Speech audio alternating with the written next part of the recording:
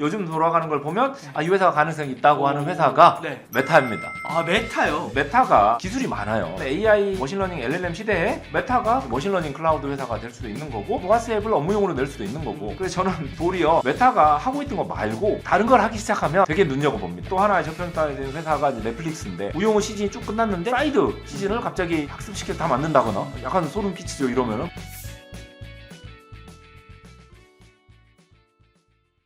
네, 안녕하세요. 티타임 종재 기자입니다. 30년 개발자의 주식 강의를 해주셨던 박종천 개발자님 모셨습니다. 안녕하십니까? 안녕하십니까? 지난번에 저희가 오랜만에 보너스 1편을 진행을 했잖아요. 보너스 1편으로 끝낼 수 있었지만 그때 댓글들이 많이 달렸어요. 댓글에 뭐라고들 보통 말씀을 해주셨냐면 그래서 뭐 사라고요. 제일 중요한 질문이죠. 사실 저도 좀 궁금하긴 했어요. 머신러닝이 굉장히 중요하다. 이제 앞으로는 머신러닝의 시대다. 앞으로 30년에는 머신러닝과 관련된 회사를 한번 잘 들여다봐라 라는 큰 메시지를 저도 받기는 했는데, 이게 막상 저희가 투자를 하려고 생각을 해보면, 또 공부도 하려고 생각해보면, 그래서 뭐 어떤 회사, 뭐 어떤 주식, 이런 좀 궁금함이 들더라고요. 그래서 지난번에 저희가 그걸 못 여쭤봐서 보너스 2편을 마련했습니다. 저번에 보너스 1과 비교를 했을 때 오늘은 어떤 말씀을 조금 더 해주실 수 있을까요? 오늘은 LLM에 대한 이야기를 좀 더 해보고, 그리고 이제 AI를 어떻게 활용하는지 서비스들이, 그러면서 결국 이제 이런 AI, LLM들을 어떤 식으로 구체적으로 서비스들이 활용할지, 그래서 결국 어떤 회사들이 잘 나가게 될지 그런 이야기를 좀 해보고 싶습니다. 그러니까 결국은 머신러닝을 어떤 회사들이 잘 활용할 것 같은가, 그 회사들을 어떻게 분석할 수 있을까, 요 말씀 해주시는 거죠. 그렇게 하면 그 머신러닝을 잘 할 수 있는 회사들이라고 봤을 때 가장 핵심은 뭘까요? 머신러닝을 잘하기 위해서 가장 핵심은 당연히 데이터입니다. 제가 항상 기업을 분석할 때 쓰는 프레임워크 여러 가지 있는데, 그 중에 하나가 컨텐츠와 플랫폼 두 가지로 나눠서 서비스를 보거든요. 그래서 예를 들면 넷플릭스도 마찬가지고, 스팀이라는 것도 마찬가지고, 엑스박스도 마찬가지고, 저희가 실제로 쓰는 서비스들은 항상 컨텐츠와 플랫폼이 있습니다. 네. 오징어 게임이 있고 넷플릭스 플랫폼이 있고, 둘 다 강하면 굉장히 좋은 회사고, 둘 중에 하나만 있으면 약간 완벽하지 못하죠. 그랬을 때 옛날에는 컨텐츠와 플랫폼만 봤다면 이제는 데이터까지도 보는 거죠. 그래서 이런 서비스를 하면서 데이터가 많이 모여 있는 거죠. 그래서 예를 들면 컨텐츠를 계속 서비스하면서 데이터를 모았기 때문에 넷플릭스 같은 경우에는 프리뷰 같은 거를 그냥 하나만 있는 게 아니라 그 사용자가 좋아할 만한 영상을 잡아서 그거를 사용자한테 뭐 썸네일로 보여주면 더 클릭할 확률이 높아지잖아요. 아니면은 뭐 사용자한테 추천하는 것도 그 사용자의 시청 이력을 바탕으로 추천할 수 있는 거고, 결국 데이터가 잘 모여 있으면 그 데이터를 바탕으로 컨텐츠와 플랫폼을 더 강화할 수 있다라는 결론에 해당하기 때문에 어떤 회사들이 좋은 데이터를 가지고 있나, 그거를 더 관심 있게 봐야 되는 시기입니다. 이 데이터를 갖고 있으면 컨텐츠 강화에도 영향을 미칠 수가 있는 거군요, 이게. 그렇죠. 그러면 컨텐츠만 하는 회사는 아무래도 데이터 면에서는 조금 불리할 수는 있겠네요. 이게 잘 보이진 않아요. 사실 그 회사들이 데이터가 많나 적나는 건. 근데 쓰는 입장에서 이 회사가 과연 나하고 어떤 인터랙션을 하고 있는지, 그리고 그 회사가 자체적으로 가지고 있는 데이터는 무엇인지, 그리고 그런 데이터를 기반으로 한 서비스는 무엇인지, 이런 걸 쭉 봐줘야 되거든요. 저는 보통 이제 회사들을 몇 단계로 좀 구별하긴 하는데, 첫 번째는 당장 좋은 서비스를 만들어야 돼요. 그 다음에 거기에서 이제 데이터를 잘 모아야 돼요. 그리고 그 이제 모은 데이터를 가지고 당연히 더 최적화를 하겠죠. 그리고 마지막 단계가 그렇게 모여진 데이터들이 몽땅 다 머신러닝에 쓸 수 있는 건 아니에요. 머신러닝 하기 좋은 데이터도 있고 머신러닝 하기 힘든 데이터도 있는 거죠. 머신러닝에다가 그 데이터를 넣어서 이게 돌아가는지, 그래서 결국 좋은 서비스를 만들고 데이터를 확보해서 그 데이터를 바탕으로 서비스를 잘 만들고 마지막으로 이제 머신러닝까지 돌릴 수 있는, 요렇게 3단계까지 다 할 수 있는 회사들이 좋은 회사들이고, 요렇게 하기 위해서 컨텐츠와 플랫폼 그리고 이제 데이터까지 다 확보가 돼 있어야 앞으로도 계속 성장할 수 있는 회사가 되겠죠. 지금 넷플릭스 말씀을 해주셨는데, 지난번에 보너스 1편을 해주실 때 AI와 관련해서 기술들을 몇 개 카테고리로 좀 나눠주셨었잖아요. 요새는 끝판왕인 약간 LLM 같은 게 나왔다라고 네. 말씀해 주셨는데, 그 넷플릭스 같은 경우에 추천을 해준다거나 아니면 이 사람이 뭘 좋아할 것 같아 예측을 해서 대응을 한다거나, 요런 걸로 봤을 때 그때 나눠주셨던 카테고리에서 넷플릭스는 LLM까지 안 가도 되는, 추천 정도 되는 그 정도 회사라고 보면 될까요? 하기는 다 하고 있을 겁니다. 결국 그 이 5가지를 나눈 이유는 저희가 너무 LLM에만 지금 이렇게 흥분되어 있는데, 네. 사실상 AI는 이미 많이 쓰여졌고 사람들한테 성과도 많이 내고 있었던 예를 들면 광고에서는 추천 같은 게 거의 동일하게 쓰여서 클릭을 높였고 이런 게 있었기 때문에 이미 AI들은 많이 쓰였는데 거기서 이제 LLM이 크게 새로 나왔다라는 뷰를 보면 될 것 같고요. 네네. 그런 점에서도 넷플릭스도 여러 가지를 이미 하고 있었고 거기에 추가로 이제 LLM까지 이제 하려고 하고 있겠죠.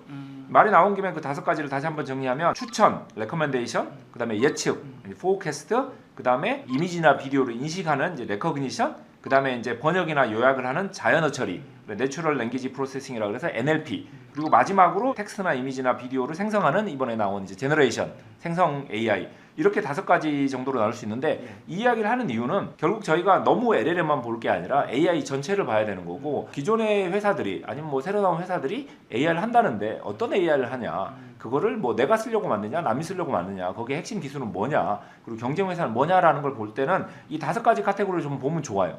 OCR 회사다 그러면 사실 레커그니션 인식 쪽 AI인 거고, 이쪽에는 경쟁 회사들이 뭐가 있고 어떻게 하고 있다. 추천이다 그럼 이건 아마존이 엄청 잘하고 있는데 다른 데가 또 만들었다면 뭐를 더 만든 거지, 이게 성장 가능성이 있나, 뭐 이런 식으로 약간 AI 관련된 회사도 왜 회사, 서비스 대 서비스, 기술 대 기술 비교를 할 때는 이 5가지 카테고리를 좀 비교해 보면 좋을 것 같습니다. 지난번에 5가지 카테고리를 쭉 나눠주시면서 머신러닝으로 할 수 있는 카테고리가 사실상 이 안에서 거의 다 돌아간다 이렇게 말씀해 주셨었잖아요. 그러면 우리가 A 회사가 나나 B 회사가 나나 한번 비교해 볼 때도 이 카테고리로 한번 나눠서 같은 경쟁 관계에 있는 회사인 건지 아닌 회사인 건지 그렇게 좀 비교를 한번 해보면 되겠네요. 맞습니다. 그래서 예를 들면 뭐 아마존의 추천 엔진과 라마2와 비교하는 건 말이 안 되는 거죠. 특정한 경우에는 아마존 추천 엔진이 훨씬 더 성과가 좋을 것이고 또 다른 경우에는 이제 라마2가 더 좋을 수도 있기 때문에 엉뚱한 걸 비교하면 안 되는 거고, 둘 다 살아남을 수도 있고 둘 다 망할 수도 있는 거고요. 이거는 여기서 생성 이야기를 나온 김에 레커멘데이션이나 포캐스트, 레커멘데이션, NLP는 많이 발전했기 때문에 어느 정도 이제 안정적이고 업계에서 많이 활용이 되고 있어요. 저희가 모르는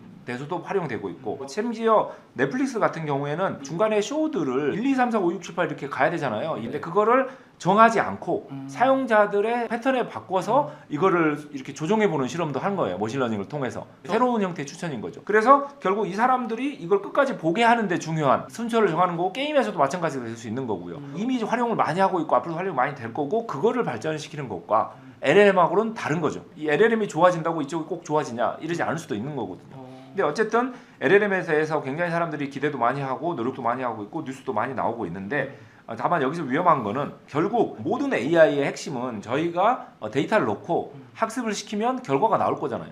그럼 그 결과를 가지고 저희가 이제 활용을 하는 건데, 그 활용을 한 거를 다시 인풋 데이터로 넣는 거예요. 예를 들면 추천이라 그러면 저희가 뭔가를 보여주고 사용자가 클릭을 했어요. 뭐 했다고 다시 알려줘서 학습을 시키고, 클릭을 안 했으면 안 했다고 다시 하고, 결국 저희가 이제 넣는 인풋 데이터를 컨트롤하고 아웃풋 데이터를 어떻게 보면 다 정리하는 거죠. 그걸 다시 학습 데이터로 넣어서 이렇게 점점 더 우리한테 맞춰지는, LLM이라 그러면 저희가 텍스트를 왕창 넣고 글을 쓰라 그랬어요. 뭔가 글이 나왔어요. 근데 어쨌든 이거를 이제 사람한테 주고 실제로 써봐야 될 텐데, 그 상황에서 아무런 뭔가 사람의 터치가 없다면 위험할 수도 있는 거고, 그 결과물이. 그리고 이 나온 결과물을 사람의 터치가 없이 다시 학습을 시키면 사실 기계가 만든 걸 다시 기계가 학습하면서 이게 악순환이 반복되는 거예요. 자가 발전이네요. 근데 자가 발전이 좋은 것 같은데 아니에요. 생각해 보시면 우리가 만든 글을 기계가 학습하고 만든 글은 완벽하지 않을 거잖아요. 그러면 예를 들면 100에서 99가 됐어요. 그거 갖고 학습하면 98이 되겠죠. 점점 더 이제 퀄리티가 떨어지는 거예요. 기계가 넣는 학습 데이터가 불량하니까. 예를 들어서 인터넷에 있는 정보가 100%가 지금 사람이 만든 건데, 생성 AI가 만든 데이터가 점점 늘어날 건데, 이게 10이 되고 20이 되고 30이 되면 될수록 생성 AI가 만들어내는 퀄리티는 점점 떨어지는 거예요. 그래서 미래에 대해서 예측을 해보면 이런 거를 저희가 막기는 되게 힘들 것 같고, 결국 디지털 컨텐츠는 약간 이제 불량식품들이 점점 더 많아질 것 같고, 아날로그 컨텐츠는 점점 더 고급품으로 가는, 뭐 뮤지컬 같은 경우는 사람들이 굉장히 돈을 많이 내고 굉장히 고급 배우들이 나와서 최선을 다해서 뮤지컬을 하는, 하지만 뭔가 이렇게 인공지능이 직접 만들어낸 애니메이션 영화 같은 경우에는 굉장히 컨텐츠는 많아요. 뭐 웹툰이 뭐 수만 편이 있듯이. 그래서 엄청난 컨텐츠가 나오지만 양만 많고 퀄리티가 떨어지는 이런 위험이 있을 수도 있죠. 물론 이렇게 안 되도록 저희가 노력을 해야 돼요. 근데 인공지능이 만들어낸 데이터를 가지고 다시 인공지능이 학습하는 이 빗장을 열어주게 되면은 굉장히 불량식품 디지털 컨텐츠들이 무한대로 나올 위험이 있기 때문에, 저희가 LLM 관련된 일을 할 때는 항상 저희가 인풋 데이터를 컨트롤하고 아웃풋 데이터를 꼭 사람이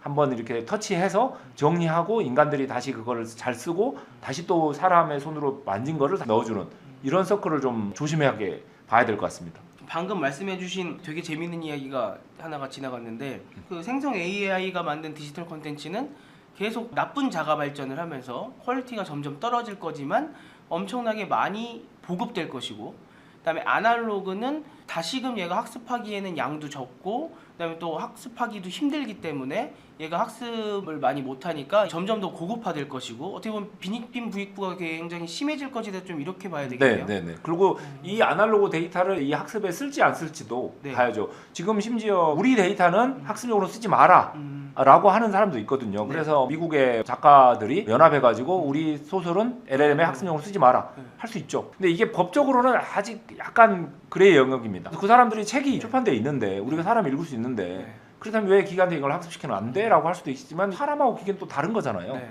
그 책을 예를 들면 우리가 눈으로 볼 수는 있지만 사진을 찍어서 내가 집에 보관한다? 이것도 문제가 될 수도 있는 거거든요. 사실은 굉장히 복잡한 이 저작권의 세상에 이슈들이 있는데, 그런 식으로 내 데이터는 기계 학습시키지 마 라는 것도 지금 이슈가 나오고 있기 때문에 이쪽은 계속 봐야 됩니다. 이게 또 학습시키는 입장에서도 괜찮은 아날로그 데이터를 잘 선별해서 얘를 디지털로 옮겨서 또 학습시키고 이러면 학습 비용이 막 천문학적으로 올라가잖아요. 그렇죠. 그래서 오늘의 본론으로 슬슬 저절로 넘어가고 있는데요. 결국 LLM을 어디다 쓸 것이냐. 인터넷에 있는 모든 정보를 다 넣고 뭔가 말이 될 것 같은 이야기를 하는 게 우리가 진짜 필요하냐? 아닐 수도 있는 거죠. 일단 인풋이 컨트롤이 안 되고 네. 아웃풋도 쓸 수가 없는 거예요. 그리고 이걸 재활용하기도 되게 힘든 거고, 네. 예를 들면은 챗GPT 같은 경우에 사람들로 채팅한 내용을 다시 또 학습용으로 쓰기는 위험하거든요. 그러면은 사람들하고 이렇게 이야기하다가 점점 기계를 우리가 조작해서 배가 산으로 가게 만들어 볼 수도 있는 거예요. 실제로 그런 이슈들도 많고요. 그래서 결국은 위쪽에 뭐 추천, 예측, 인식, 자연어도 전부 버티컬에서 활용이 돼요. 예를 들면은 굉장히 유명한 번역 회사 같은 경우에는 딱 넷플릭스 같은 영상 번역만 전문으로 해서 크게 성공한 회사도 있거든요. 그런 식으로 추천도 예를 들면 우리는 커머스인데 패션 커머스만 추천 잘할 수 있어요. 이렇게 할 수도 있고, 그러니까 특정한 데이터에 맞춰서 점점 더 최적화를 하는 게 더 효율이 높아지는 거죠. 그런 점에서 제가 볼 때는 버티컬하게 결국 이렇게 데이터가 딱 정리돼 있는 곳에서 LLM이 더 활용도가 높아지는 쪽으로 갈 것이고, 그런 의미에서 한 두 가지 정도를 볼 수가 있는데, 하나는 사무실에서 저희가 일을 할 때 네. 결국 굉장한 데이터들이 나오잖아요. 그럼 그 데이터들을 LLM으로 정리를 해주는, 물론 이 데이터를 가지고 다른 것도 많이 할 수 있어요. 추천이나 뭐 예측이나 뭐 이런 걸 할 수도 있죠. 하지만 LLM도 할 수 있다. 예를 들어서 업무용 솔루션인 아웃룩이나 지메일이나 슬랙 같은 도구를 쓰는데 거기에 LLM을 붙여놓는다면 사람들이 지난 한 달 동안 채팅한 내용들을 바탕으로, 뭐 개인 채팅은 빼고 그걸 정리해서 우리가 3일 전쯤에 이런 일이 벌어졌는데 그 태스크 어떻게 됐어? 그럼 이건 이만큼 됐습니다 라고 할 수도 있는 거고, 저번 일주일 동안 우리가 하고 있는 태스크들을 다 정리해서 나한테 알려줘봐. 그럼 정리할 수도 있는 거고, 요약해주거나 아니면 좀 다른 의미의 약간 검색, 그러니까 순수하게 일반 서치하고 좀 다른 거죠. 이건 요약 검색이기 때문에. 아니면 이제 Q&A, 물어봐서 답변을 받을 수가 있죠. 그러면 저희가 업무를 진행하면서 굉장히 많이 손으로 뭔가 정보를 찾아서 헤매는데 그런 정보들이 다 정리가 돼서 일하기 되게 편해지는, 그래서 업무용으로 이렇게 활용할 수도 있는 거고요. 네. 그리고 두 번째는 좋은 서비스들이 네. 데이터가 많이 모였다면 그 데이터를 가지고 이제 LLM을 할 수가 있는 거죠. 예를 들면 뭐 여행 서비스다. 그러면 사람들의 수많은 이제 여행 기록들이나 아니면 여행 뭐 블로그 같은 거 다 모아가지고 뭐 나는 여기로 여행 가고 싶어. 그러면 그런 거를 다 정리해서 이렇게 가면 좋습니다. 아까 업무용 솔루션에서 요약하는 거하고 비슷한 거죠. 다만 거기는 그 회사 내 직원들끼리 일했던 내용을 바탕으로 LLM을 돌렸다면, 이거는 이 서비스에서 뭐 여행 서비스다, 뭐 여행한 그 모든 데이터를 바탕으로 새로운 컨텐츠를 만들어낼 수도 있는 거고. 근데 여기서 중요한 거는 인풋과 아웃풋을 철저하게 여기서 컨트롤해야 돼요. 그 아웃풋 잘못해줬다가 개인이 망할 수도 있는 거고, 네. 뭐 여행도 거짓말 할 수도 있는 거잖아요. 부산이 아니고 부대라는 도시가 있는데 거길 가봐 이럴 수도 네. 있는 거니까. 그래서 항상 사람이 이거를 체크해야 되는, 도리어 근데 업무용 솔루션 같은 경우에는 체크할 필요도 없는 거죠. 왜냐면 그 사람이 그걸 쓰려고 했으니까 틀렸으면 틀렸다고 말을 해줄 거잖아요. 도리어 업무용 솔루션에서 버티컬하게 데이터를 가지고 LLM 하는 거는 체크할 필요 없이 자연스럽게 될 것이지만, 이런 서비스들이 데이터를 가지고 LLM을 가지고 뭔가 하려면 꼭 체크를 해줘야 되는.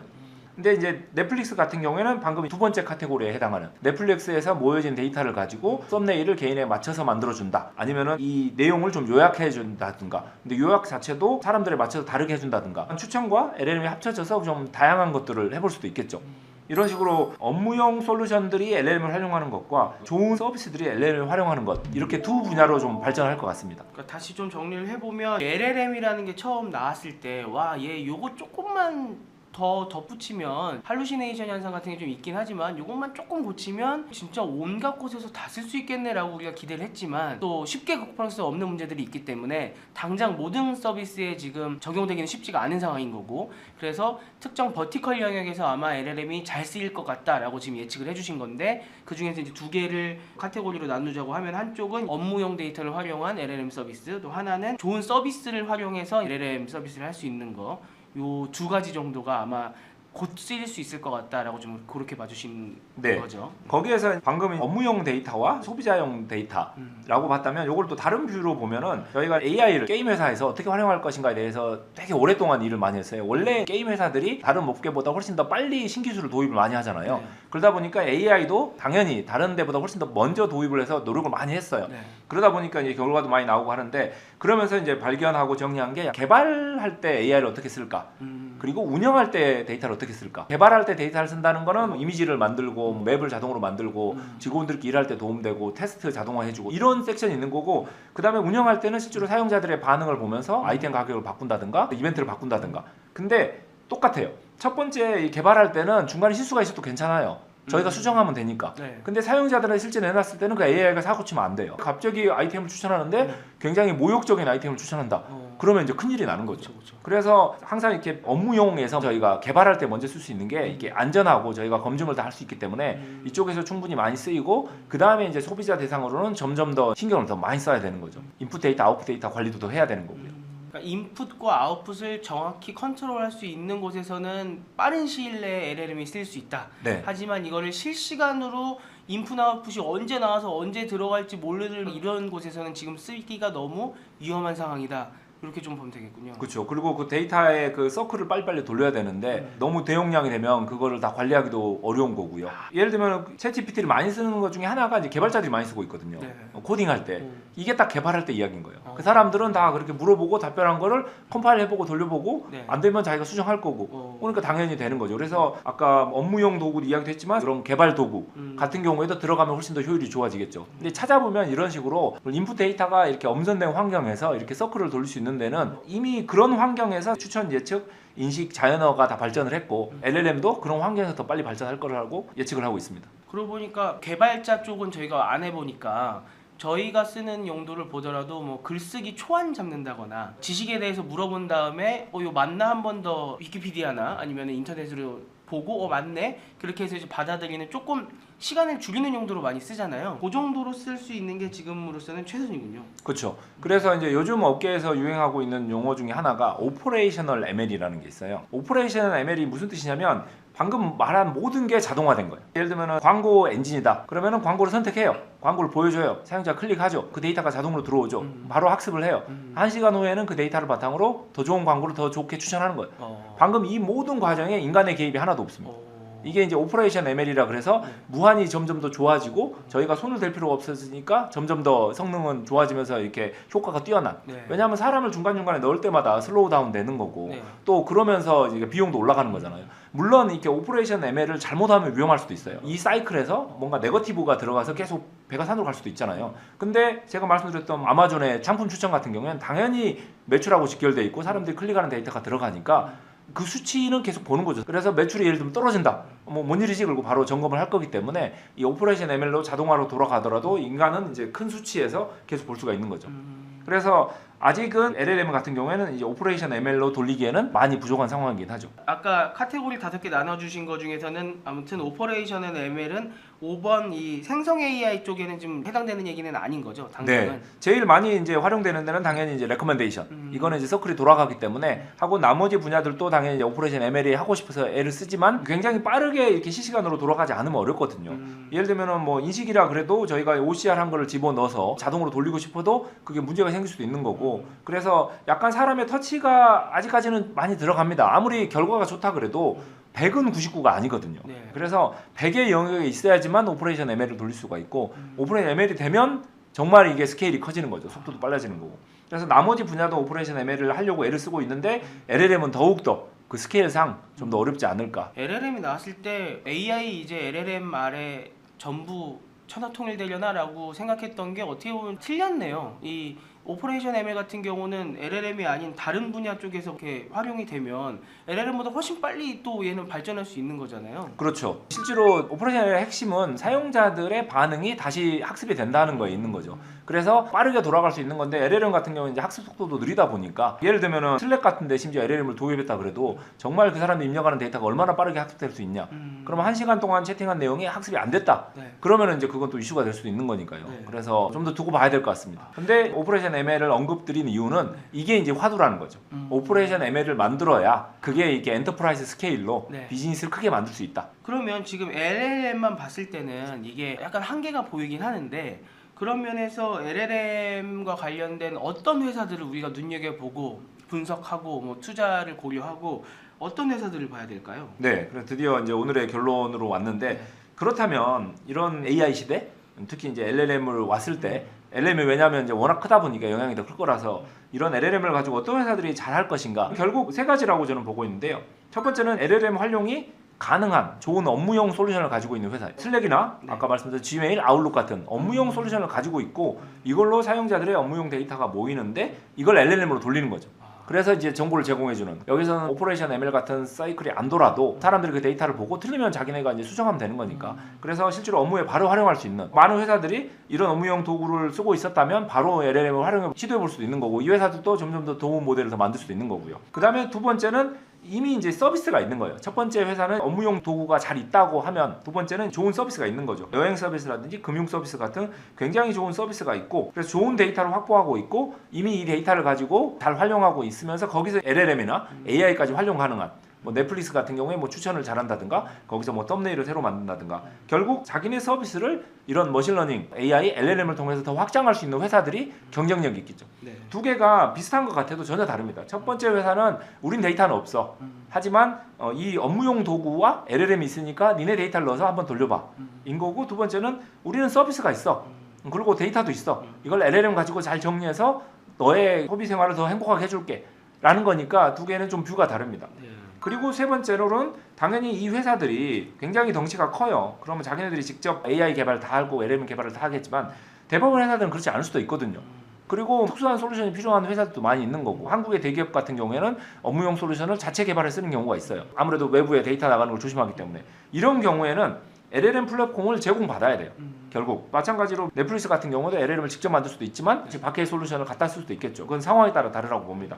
그래서 이런 AI 플랫폼을 제공할 수 있는 회사, 이런 클라우드 사스 회사들이 AI, 머신러닝, LLM까지 제공하는 결국 이 세 가지가 업무용 도구 회사인데 LLM으로 확장을 하거나 아니면 좋은 서비스를 가지고 있는데 그걸 LLM을 가지고 더 서비스를 개선하거나 아니면 LLM 플랫폼을 제공하거나 사실 재밌는 게 저번 그 보너스 1에서 이야기했던 결국 지금의 빅테크 회사들이 앞으로 더 잘할 것이다 라는 거에 동일한 결론이 나오고 있는데 마이크로소프트나 뭐 세일스포스 같은 그런 업무용 도구 잘 만드는 데라든지 넷플릭스라든지 수많은 게임사들이 당연히 서비스를 더 잘할 것이고 아니면 뭐 아마존이나 뭐 구글 같은 회사들이 LLM 플랫폼을 더 제공을 잘할 테니까요. 하지만 그때는 그냥 30년 동안 지금 빅테크들이 계속 잘 될 것이라고 이야기했다면 이번에는 조금 더 자세히 들여다봐서 어떤 식으로 해서 그 회사들이 잘할 것인가에 대해서 좀 이야기를 해보았습니다. 네.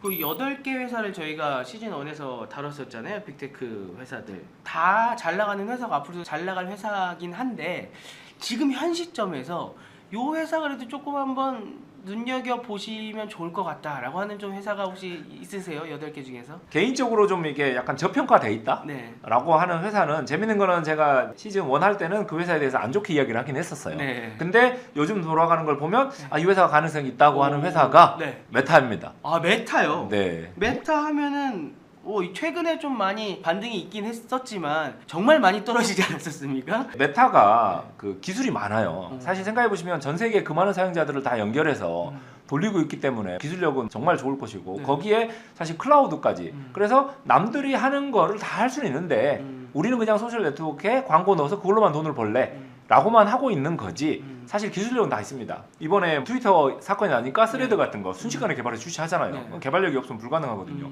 그리고 라마 같은 거 갑자기 출시해서 깜짝 놀라게 하잖아요. 네. 그러니까 기술력은 이미 있어서 이런 AI 머신러닝 LLM 시대에 메타가 머신러닝 클라우드 회사가 될 수도 있는 거고, 또 업무용 솔루션인데 사실 전 세계에서 제일 많은 사람들이 채팅하는 거는 왓츠앱이거든요. 뭐 왓츠앱을 업무용으로 낼 수도 있는 거고, 메타가 우리가 소셜 네트워크에서 광고로만 돈을 버는 게 아니라 우리도 업무용 도구 만들래.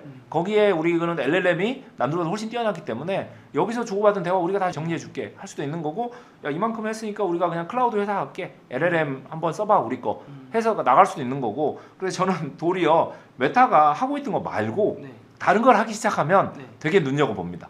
이 회사가 가능성이 무궁무진하기 때문에. 보통은 딴짓 한다고 다들 안 그렇죠. 좋아하는데 저는 메타가 딴짓하기를 기대하고 있습니다. 오. 그리고 뭐 거기서 VR로 약간 이야기를 넘어가자면, 메타가 지금까지는 뭐 혼자 열심히 노력했지만 이제 애플의 참전으로 그쪽도 되게 재밌어질 것 같아요. 네. 그리고 사실 트위터가 없었으면은 스레드를 만들 리가 없었듯이 네. 애플이 제대로 또 뭔가를 하면 메타가 거기서 따라갈 것 같아요. 그러면서 이제 시너지도 좀 날 것 같고, 어쨌든 LLM 시대에 숨겨진 기술력을 세계만방에 과시를 하는데 메타가 성공했기 때문에 메타가 LLM 쪽에서 어떤 일을 할지를 좀 이렇게 눈여겨보면서 앞으로 성장 가능성이 많겠다. 그러면 이제 그때 좀 들어가 보는 것도 재밌겠죠. 데이터와 클라우드를 갖고 있다고 말씀해 주신 거는 이제 자체 클라우드를 말씀하시는 거죠? 지금 네, 퍼블릭 네. 클라우드를 갖고 있는 건 아니고. 네. 네, 하지만 이게 나중에 어떻게 또 될지 모르는 거니까. 그렇죠. 예를 들어서 라마를 엄청나게 많이 쓰고 있는데 라마 버전 4.0을 만든 다음에 그거는 뭐 메타 클라우드에서만 제공할 거야 라고 할 수도 있는 되면은 거죠. 클라우드 시장에 진출할 수 있는 굉장히 좋은 지렛대가 하나가 생기는 거네요. 그렇죠. 예를 들면 뭐 오라클 같은 경우에도 데이터베이스지만 클라우드를 해요. 왜냐하면 그 오라클 DB가 오라클 클라우드에 제일 잘 돌거든요. 네. 그런 식으로 하나의 막강한 솔루션이 있으면 그걸 바탕으로 클라우드를 하는 게 약간 버티컬이긴 하지만 IBM 같은 것도 마찬가지고, 네. 저희가 항상 AWS, 뭐 GCP, 뭐 애저만 알지만 네. 오라클 클라우드도 크고 IBM 클라우드도 큽니다. 네. 뭐 여기서 메타가 우리 LLM 클라우드 하고 우리가 전 세계에서 이걸 제일 잘할 수 있어 라고 할 수도 있는 거죠. 그리고 초기 버전이 오픈 소스라고 계속 푼다는 보장도 없는 거고, 오픈 소스라 그래도 그걸 가져다가 컴파일해서 빌드해서 뭐 돌리고 이게 일이 크거든요. 물론 아마존이라든지 구글도 다 가져다가 뭔가를 하겠지만 아무래도 메타가 조금 더 유리한 포인트에 있다고 볼 수 있죠. 처음부터 저희가 말씀을 드리고 있지만 당장 지금 사기 좋은 주식이다라고 말씀을 드리는 아닙니다. 건 아니죠. 예. 아닙니다. 그런 건 아니고요. 네. 근데 장기적으로 봤을 때 메타가 시즌 1에서 저희가 분석을 할 때는 조금 저평가했지만 라마도 그렇고 여러 가지로 봤을 때 지금 메타가 그래도 생각보다 많은 잠재력을 갖고 있는 것 같다라고 평가를 해주시는 거고, 아까 뭐 왓츠앱 얘기해 주셨지만 또 페이스북 메신저도 엄청 많이 쓰고요. 많이 쓰죠. 네. 네. 그리고 인스타그램 DM도 뭐 많이 쓰죠. 엄청 많이 쓰잖아요. 소통과 관련해서는 또 꽉 잡고 있고 데이터도 많기 때문에, 또 아까 데이터의 중요성을 여러 번 말씀을 해주셨잖아요. 그런 점에서 또 하나의 저평가된 회사가 이제 넷플릭스인데, 어. 넷플릭스가 한때는 기술에 약간 첨단으로 좀 하다가 네. 한계에 달하고 디즈니 플러스 같은 거 나오면서 좀 많이 힘들었지만, 사실 이제 다른 회사들이 이제는 아이고 여기 너무 힘들다라고 해서 휘청휘청 하는데, 넷플릭스는 이제 우리는 광고 모델까지 넣었어. 네. 최근에 넷플릭스가 광고 모델 너무 잘 되니까 기본 그 베이직 플랜을 없애버렸어요, 심지어. 나빴더라고요. 네, 왜냐하면 기본 베이직 플랜 사용자들보다 그 밑에 그 광고 티어가 매출이 더 좋은 거예요. 그게 이게 잘 된다는 거예요. 네. 근데 이것뿐만 아니라 제가 이제 기대하고 있는 거는 컨텐츠가 전 세계에서 제일 많은 데는 유튜브하고 네. 넷플릭스거든요. 그리고 저희는 이제 동영상 시대이기 때문에 그래서 넷플릭스가 그 컨텐츠를 가지고 AI를 통해서 뭘 할 수 있을지, 물론 검의 양날이기 때문에 어떻게 될지는 봐야 돼요. 넷플릭스가 최근에 AI 엔지니어 채용 공고를 냈는데 연봉이 최대 막 11억 이러거든요. 그랬더니 헐리우드에서 지금 난리가 나가지고 우리 작가 뭐 배우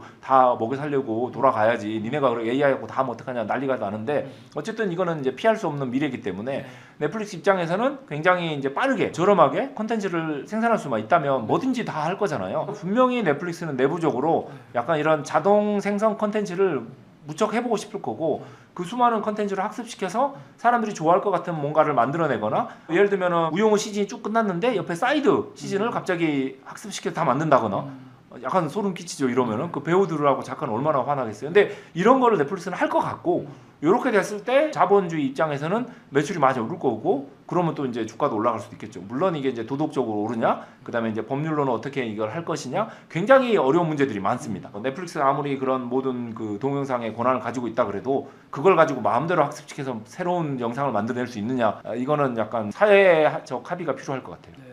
블랙미러 최근 시즌의 1편이 딱 그 내용이 있었어요. 본인들이 만든 시리즈인데 본인들을 비판하는 편이었는데요. 1편 보면은 넷플릭스가 어떤 사람의 하루를 추적을 해갖고 그걸 그날 저녁에 바로 영상화해요. 또 바로 얼굴만 딱 페이스 수합을 해갖고 연예인이 출연하는 걸로 바꿔서 한 사람의 인생을 그대로 그냥 매일매일 생중계해주는 그런 콘텐츠를 블랙미러에서 나 만들었었거든요. 정말 소름 끼치는. 아, 그럼요. 예, 그렇죠. 예. 그 트루먼 쇼 같은 영화도 사실 끝에 엔딩은 약간 소름 끼치잖아요. 그렇죠, 그렇죠. 예. 근데 그런 시대가 다가오는 것 같습니다. 예, 그거가 딱 한 사람의 인생을 완전히 망쳐놓거든요. 네. 그날 했던 이야기나 이런 게 다 나오는 거예요. 예. 알고 보니까 넷플릭스 구독할 때 약관에 써 있었는데 그냥 생각 없이 다 체크한 거죠. 그렇죠. 그게 이제 앞으로 더 문제가 되겠는데 아무리 사람들이 동의한다 그래도 그걸 네. 사람들 다 읽고 동의했냐? 그렇죠. 이건 어려운 문제예요. 네. 예. 그리고 그걸 동의하지 않으면 서비스를 못 쓰게 하면 또 그건 다른 문제거든요. 그렇죠, 그렇죠. 음. 그런 여러 가지 문제들이 있겠지만 그만큼의 또 잠재력을 갖고 있다는 거죠. 오늘 또 이렇게 말씀을 나눠봤는데 아마 끝까지 따라오신 분들은 보시면서 이런 생각도 하실 수 있을 것 같아요. 또 빅테크야? 그래서 저희가 시즌 2를 준비를 했습니다. 이 시즌 2는요 빅테크 회사가 아닌 조금 더 깊게 들어가서 뭐 상장이 안 돼 있다거나 그런 거 상관없이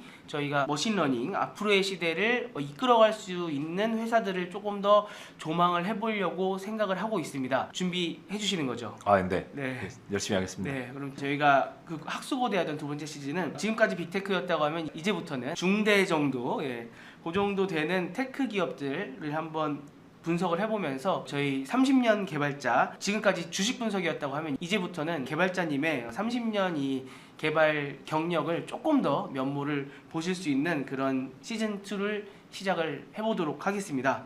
오늘 보너스 2 편까지 이렇게 준비해 주셔서 너무 감사드리고요. 시즌 1 때만큼이나 시즌 2를 저희가 잘 부탁드리겠습니다. 아, 예, 열심히 하겠습니다. 네, 오늘 고생 많으셨습니다. 감사합니다. 감사합니다.